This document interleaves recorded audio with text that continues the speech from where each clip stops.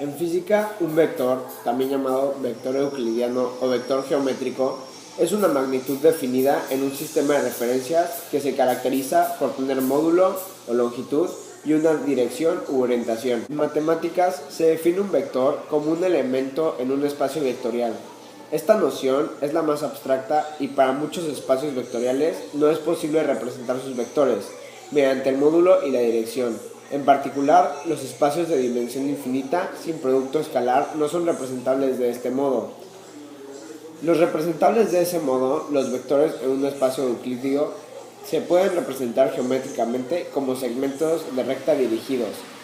En este caso, nos enfocaremos directamente a los vectores en el tema de la física. Algunos ejemplos de magnitudes físicas que son magnitudes vectoriales son la velocidad con la que se desplaza un móvil, ya que no queda definida tan solo por su módulo, que es lo que marca el velocímetro, en el caso de un automóvil, sino que se requiere indicar la dirección, hacia dónde se dirige, la fuerza que actúa sobre un objeto, y ya que su efecto depende, además de su magnitud o módulo, la dirección en la que actúa, también el desplazamiento de un objeto, pues es necesario definir el punto inicial y final del movimiento. Se llama vector de dimensión a una tupla de números reales que se llaman componentes del vector. El conjunto de todos los vectores de dimensión se representa como formando mediante el producto cartesiano. Así, un vector o perteneciente a un espacio se representa como donde.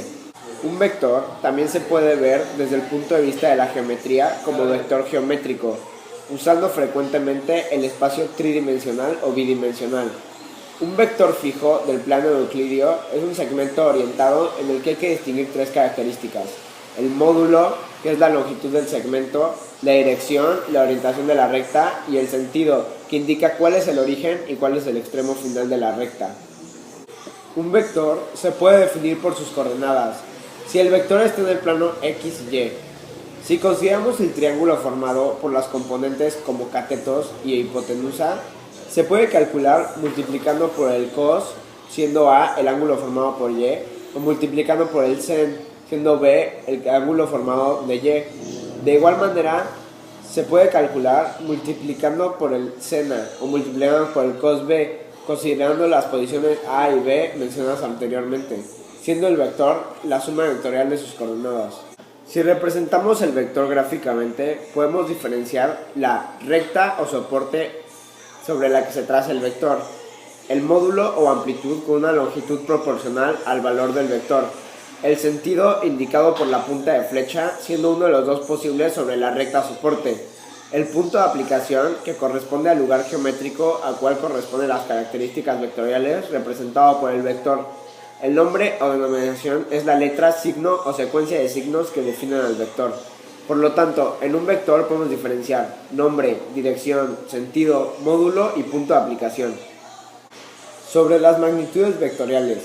Frente a aquellas magnitudes físicas tales como la masa, la presión, el volumen, la energía o la temperatura, que quedan completamente definidas por un número y las unidades utilizadas en su medida, aparecen otras, tales como el desplazamiento, la velocidad, la aceleración, la fuerza, el campo eléctrico, etc., que no quedan completamente definidas dando un dato numérico, sino que llevan asociadas una dirección. Estas últimas magnitudes son llamadas vectoriales en contraposición a las primeras llamadas escalares. Las magnitudes vectoriales quedan representadas por un ente matemático que recibe el nombre de vector, en un espacio euclidiano, de no más de 3 dimensiones. En un vector se representa por un segmento orientado. Así, un vector queda caracterizado por los siguientes elementos: su longitud o módulo, siempre positivo por definición, y su dirección, la cual puede ser representada mediante la suma de sus componentes vectoriales ortogonales paralelas a los ejes de coordenadas, o mediante coordenadas polares, que determinan el ángulo que forma el vector con los ejes positivos de coordenadas. Se representa como un segmento orientado con una dirección, dibujado de forma similar a una flecha. Su longitud representa el módulo del vector, la recta indica la dirección y la punta de flecha indica su sentido. Existen dos métodos gráficos para resolver la suma de vectores. Estos son el método del paralelo y el método poligonal. El primero de los métodos gráficos que voy a explicar es el método de los paralelos. Para este método solo se puede realizar cuando hay dos vectores, únicamente dos. Lo primero que tenemos que hacer es tomar nuestros dos vectores, en este caso son A y B, y colocarlos de tal manera que su punto de origen se encuentre en el mismo lugar.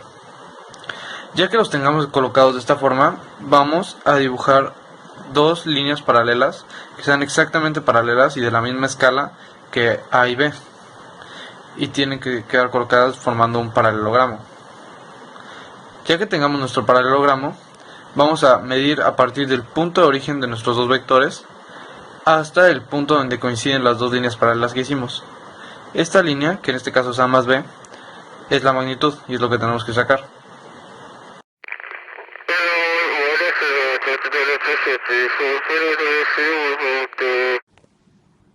A continuación veremos cómo usar el método gráfico en la suma de vectores. Ok, en el problema nos dice, calcula los componentes vectoriales de una fuerza de 40 newtons a 30 grados. Ok, aquí nos dice que 1 centímetro son igual a 10 newtons. Lo que tenemos que hacer es trazar nuestro vector que mida 4 centímetros. En este caso ya está. Ahora lo que queda es sacar cuánto valen los otros componentes que son X y Y. Para esto necesitamos medir en donde se juntan. Trazamos, vemos aquí y vemos que en el centímetro 2 y ahora solo queda medir. Vemos que Y vale 3,5 centímetros, que eso serían 35 newtons. Anotamos 35 newtons. Ahora nos falta buscar X. Eso sería medir y nos quedaría que X vale 26, equivale a 2,7 centímetros, que eso sería 27 newtons. Ahora solo hay que buscar el ángulo con nuestro transportador, sería aquí.